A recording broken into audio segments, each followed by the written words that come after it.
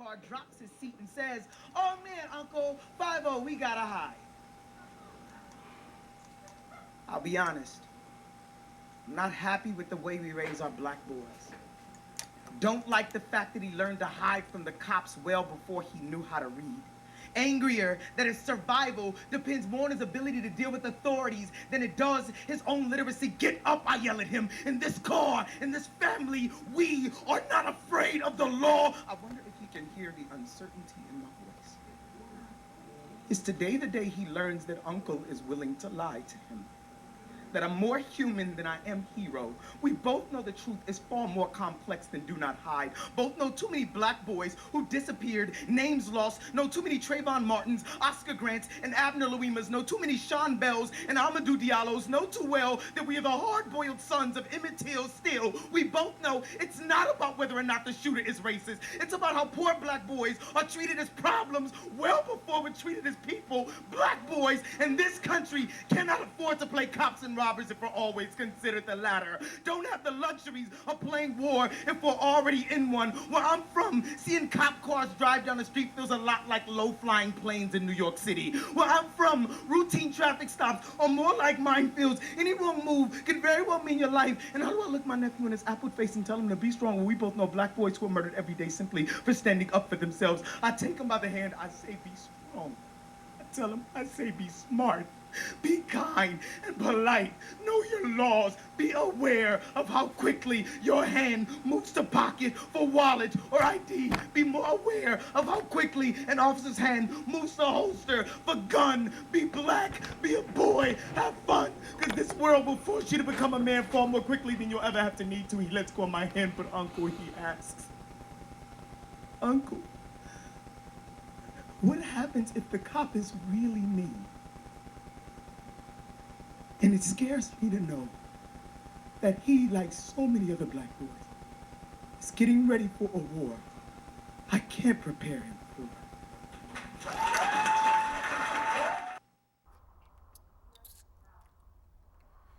Bam! You're looking at the Underground Railroad TV show.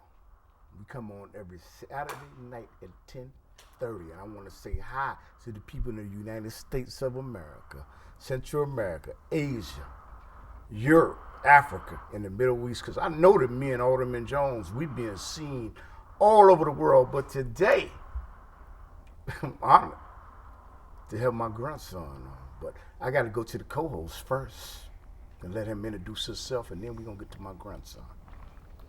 I'm Virgil Jones, the former committeeman and alderman of the 15th Ward in the city of Chicago. And you know what? It's an honor to me because you know what? I have 5 grandkids, and I have one more on the way. But it's an honor to have one of them make an appearance on Underground Railroad. Brother, thank you. I don't even know what to call you, brother. What I call him, brother, grandson, or Les. What do I do, man? Call him by his name. Okay, Les. Thank you for appearing on Underground Railroad, brother. Tell us something about yourself. Well, I like school and I like sports. I'm on a soccer. Just won a gold medal from downstate from playing soccer, and I started off with basketball and now soccer, and then next I get my gold medals from bowling. You know what? Your grandmother went to Boca, Alicia. But go ahead, Alderman. Well, what kind of grades you get, son? A's. You're not fooling me, right? Okay, what do you intend to be one day? A police officer. What would make you want to be a police officer? A policeman.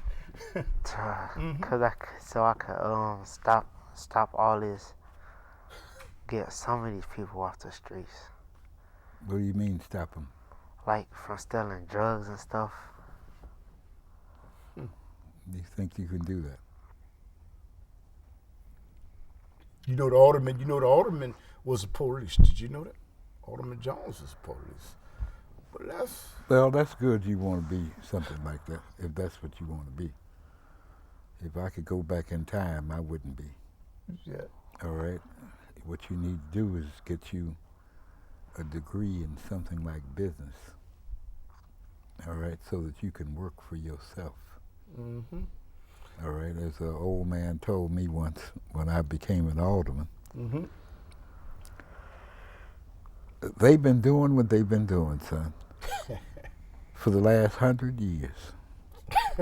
And if Sorry. you think that you're going to be able to stop it, you're sadly mistaken. Because if you try to, they might destroy you before they let you change one thing. Because this is the devil's world. Mm-hmm. It's not God's world. Mm-hmm. He cast Lucifer and Satan down into this earth. You go to church, right? Mm-hmm. You remember the story about how after Jesus had fasted for 40 days and 40 nights, and Satan took him on top of a mountain and said, you see all these kingdoms of the world. If you bow down and worship me, I will give them to you. How can you give something to somebody unless it belongs to you? So you see, this world belongs to, as you would say, the devil, all right? And they don't want you to change nothing, even though it's good that you want to, all right? And, I think that's nice that you think that way. But before they let you change anything they're doing, listen to me. They will destroy you before they let you change one thing. How do your friends feel about you being wanting to be a police officer? Good. Why they feel good? They first they was like first they was like no, and then I told them no dream is too big and no dream is too small, and then they said okay. Would you say no dream is too big and no dream is too small? And that's your dream. Yep. Well, if that's your dream, I encourage you to make your dream real. Mm-hmm. Which means that you're going to have to stay away from certain of your friends. All right? So that you don't have anything on your record when that time comes. But I do encourage you, son, to go to college and get you a degree. If you're going to be a policeman in Chicago, one of the requirements is that you must have 2 years of college. Most people don't know that. Mm. Did you hear that? You got to have 2 years of college.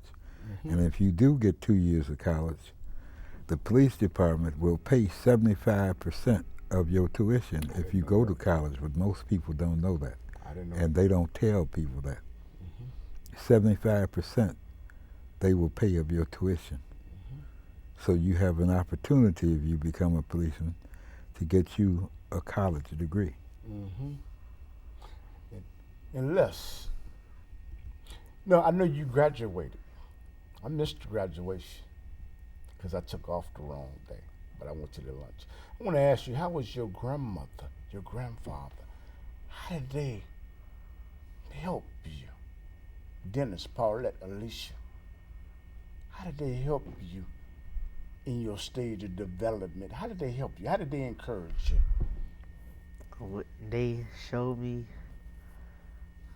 Well, Your great grandmother too. they Mm-hmm. they helped me because they talked to me. They said some of these high schools in the city, some are bad, and some of them inside of them, they still like they bullying kids and stuff Yeah. and helping. They ain't the school board. They ain't helping out. So that's why I thought about, and that's why I moved to the suburbs, and then my nana and papa started helping me Dennis. teach Mm-hmm. start helping me teaching me some more, and she taught me like That's his other grandfather. taught Uh-huh. taught me the signs to encourage me, because they said all they want to do is see me succeed in life. Yes. Well, I'm going to tell you, all I want to see you do is succeed. You know, you remind me so much of myself when I was a young man. You know, I had already planned everything that I have done in my life, except for the last part. But I planned everything. And if you plan, I see, never forget this saying I'm going to tell you. It came from a man named W. Clement Stone. Mm-hmm. All right? W. Clement Stone was half black and half white, one of the richest men in this town. But he never told people that's what he was. I happen to have become the first black recipient of the W. Clement Stone European Exchange Award and lived in England, Ireland, and Wales. Mm-hmm. But he said, whatever the mind can conceive, you know what I mean by that, right? In other words, whatever you can think of in your mind and believe is possible. Mm-hmm. And let me ask you something. There are young people out there looking at this show right now. And they may be disruptive or disobedient to your parents. Why is it so? Is it important to listen to your parents and not pay no attention to them? Is it important to listen to them, or is it not important to listen to them, and why? I say it's important to listen to your parents because they the ones that brought you on this world, and if it came to a point they could take you off, and they the one that put clothes on your body and fed you and got you into school and helped you in life, fed you, taught you how to read and stuff.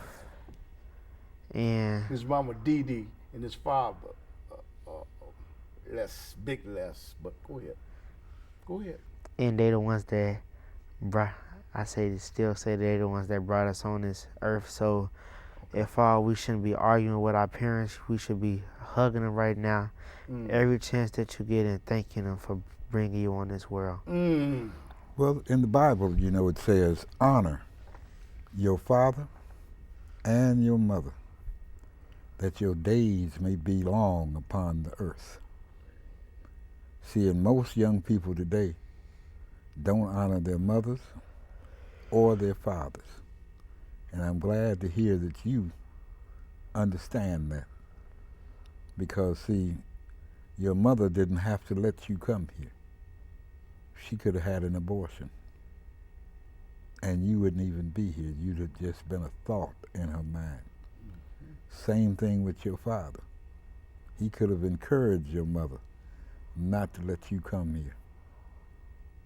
And keep that in your mind. So therefore, you should always honor them because they made you what you are. See, your mother is a creator. Do you know what I mean by that? She made you. Military industrial complex. All right? Okay. She made you. Mm-hmm. All right? She brought you out of triple darkness. Not darkness. Triple darkness to where you are today. Mm-hmm. I want to ask you a question. In school they have bullying. All right? You know what I mean by that, right? Have you had problems with bullying?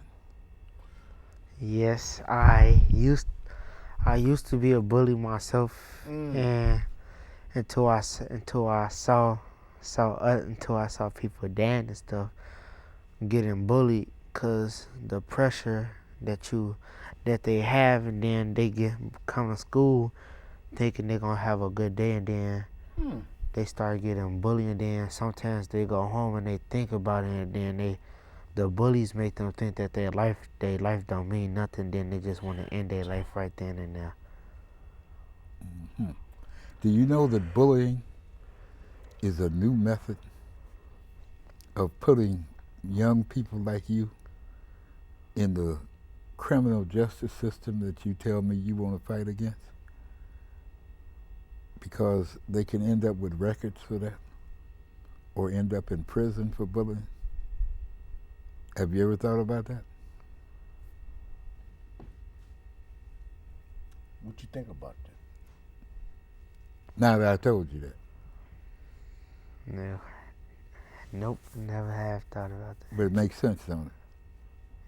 So you should never be a bully because you might not be able to reach your goal of becoming a policeman because you'll be able to get arrested and have that on your record. Okay?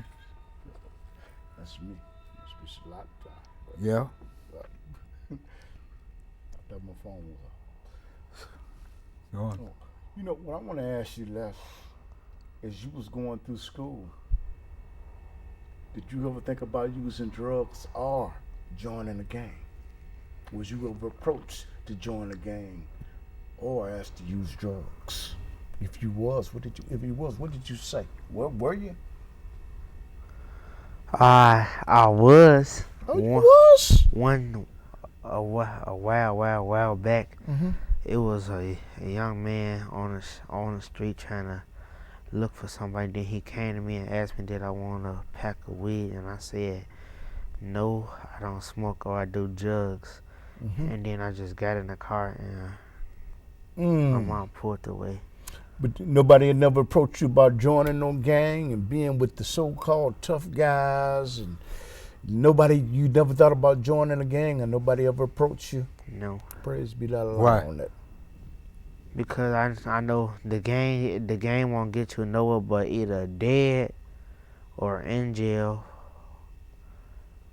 or in jail. Well, when I was your age, I had some young men in my neighborhood try to get me to join a gang. All right? And when they tried to get me to join the gang, I decided I was going to make sure they wasn't going to ask me no more.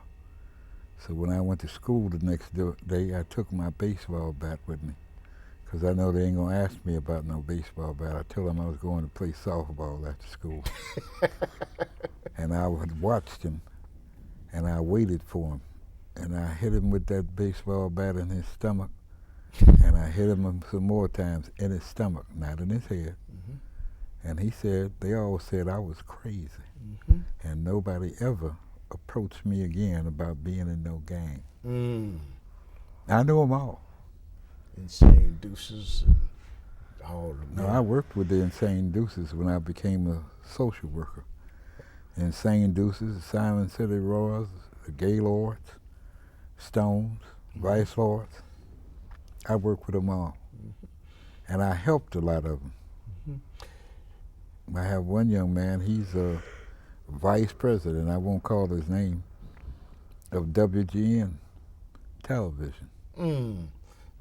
But he was a part of the Insane Deuces. Mm-hmm. You know what, Les, me and Alderman Jones interviewed your uncle, Uncle Curtis, that plays for the football team. Remember the young man that was going to college? He's playing in Europe right now. How's your Uncle Curtis doing? We interviewed him. He was a young man going to school. Now he's a coach for the football team too and play. How's he doing? He doing good. What's the team that he plays for in Europe? I have no idea. It's Barcelona or something. In Spain. In Spain, but he's doing well, though. But you got to find out so next time we ask you, you will know. Because he said he wants to come on the show. I thought he was going to forget about us. Mm-mm. But so you like playing soccer. So you watch the World Cup, huh? Mm-hmm. You understand soccer. I have a son, he's 30-some years old. And it was my fault. I wanted him to play football like I did. But I later found out that he wanted to play soccer. And he didn't get a chance to do that in high school, when I should have let him play what he wanted to play. Because he loved soccer and understood more about it than I did. But soccer is a game that you got to run. It's turned into a phenomenal sport too, man. You got to run. You got to constantly run. So you got to be in good shape, don't you? Because you can't go running down the field and stop and say, I'm gonna get some breath. Because you got to keep running, back and forth. Unless school, because you said you have all A's. You got all A's in school. What do you enjoy about school, and what is your favorite subject matter? Why? I like math because math dealing with money is money. For instance, like if you go to the store, you know math. That means you know you can't get cheated on your money, or can make sure you count your money, make sure they give you the right order back. And then I like school because I like a good education, learning that way when I get older, and then when I go to college, take some of that stuff from school and high school and carry it on with me to college. And when I get out of college, I know everything, like a good amount of stuff. So when I do get a job, I know how to fill out paperwork and stuff. Well, I'm going to mention something to you. I hope you never forget what I'm about to tell you. Math teaches you to think. People say, well, I ain't got no use for no mathematics. It teaches you to think. All right, if I ask you what's 2 plus 2, you know that 4. 2 plus 2 more. 4. Which means you had to think about it, didn't you? And then when you go on and take algebra, all of that, when you take geometry, all right, when you take trigonometry, when you take calculus, all of that helps you to think better. So remember that about math. You chose the right area. Something that makes you do what? Think. Yeah. Les, I want to ask what I want to know from you is you're going to probably look at this later on, 20 years from now, 15 years from now. How do you see this world? Do you see robots? Do you see flying cars? How do you see this world 20 years or 15 years from now? I see. Well, I see if the drug dealers and stuff wasn't on this, still like doing how they doing, selling drugs and stuff. I see a good planet, clean people walking out their house and don't have to feel overprotected with bats and stuff in their hand. And I feel they could just step outside and go to the park and come back in one piece. Do you see flying cars, solar cars, more technology? What do you see? Because I can't see it from your perspective in your age. I see. You see flying cars and motorcycles that fly. Wow. Come on. And I see flying robots too. Wow. Go ahead. I just want to ask because he's going to look at this later on. Okay. Well, one thing I'm glad about it is that you're looking to the future. I probably won't be here. All right? I might be long gone. You'd be looking at this, me and you both will probably be long gone on YouTube. I'll be looking at you from the other side. All right? But I can't communicate with you, but I'll say, yeah, that's the young man. I see him, and everything he said has come true. But if you don't have no education, you can't help that come true. Let me ask you, brother. I know you couldn't vote. What did you think about seeing? I'm not going to say he's the first black president because John Hanson is the first black president, but I'll tell you about that later on. But in your time, you saw a black president. Did you think that you would ever see that?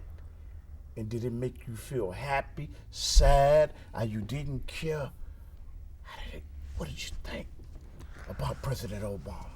I thought Smiling. I think he was when he first came, thought he was gonna be a good president, Mhm. and he turned out a good president, a good, a Go good, ahead. a good person that's gonna help our country and help put more army people in the army to fight for our country Mm. and help us out. You was happy when he became president. You was happy. Did you think a black man could ever become president? I Well, know that's his friend, but go ahead. well, let me tell you something. It's good, good. There were 7 black presidents before George Washington. And I want you, when you go home, get your computer so you could go see for yourself. Who would? Okay. John Hanson in 1776 was the president of the United States Republic. All right? Obama is the president of the United States of America Incorporated. I want you to go learn about that, so when you go to high school, you're going to know more than them other people, all right? How many other presidents? See, George Washington became the president in 1789. But this became the United States Republic in 1776. Who was the president in between them? You never thought about that. So you'll be able to ask your history teacher when you go to school, and you'll have the answers already to tell them. Well, the first president was John Hanson, and he was darker than me. But you know, when he became president, did it make you believe as a young person that you could do down that anything, or did you believe that before he became president? I believed it before he became president. Teaching you well. Oh. Teaching you well. Well, that's good. But now you can learn something else. What's the first president? What's his name? John what? John Adams. Hanson. John Hanson. Hanson. We got two. Don't ever forget that. We got 2 minutes left. Finishing comments, and you have to say hi to everybody. Or you just gonna get me beat up by grandma and all of them. Say their names if you want to. Finishing comments. All right. I want to say hi to my mom, my dad, my grandma, my nana, my papa, my granny.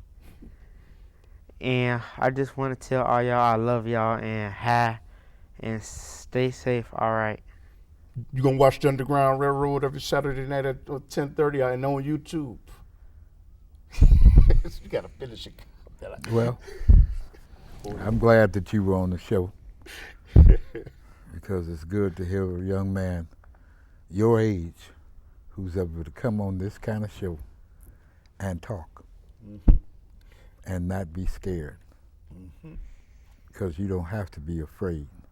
And if you have nothing, as President FDR, Franklin Delano Roosevelt, and Kennedy both said, and Kennedy stole that from him, you have nothing to fear but fear itself. And thank you.